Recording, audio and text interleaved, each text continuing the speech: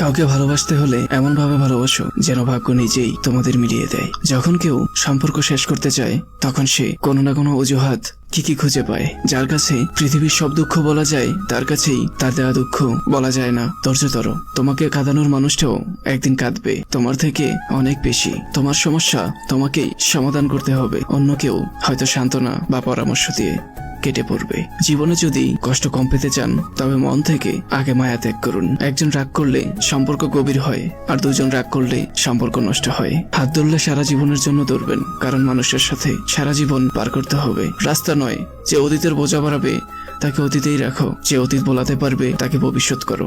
এই শহরে রূপের ব্যবসা হয়, মনের নয়। এই শহরে বিনামূল্যে কষ্ট পাওয়া যায়, ভালোবাসা নয়। সত্যিকারের ভালোবাসা কখনো কমে যায় না, বরং দিন দিন বেড়েই যায়। উদ্দেশ্য যদি সৎ আর লক্ষ্য যদি সঠিক হয়, সাফল্য একদিন আসবেই। ভালো থাকতে বেশি কিছু লাগে না, শুধু এমন একটা মানুষ থাকলেই হয় যাকে দিনের শেষে সবকিছুই মন খুলে বলা যায়। তুমি বুঝিয়ে দিলে অতিরিক্ত কিছুই ভালো না, না আবেগ, না বিশ্বাস, না ভালোবাসা। কাউকে দোষ দিয়ে কি লাভ যেখানে নিজের ভাগ্যটাই খারাপ।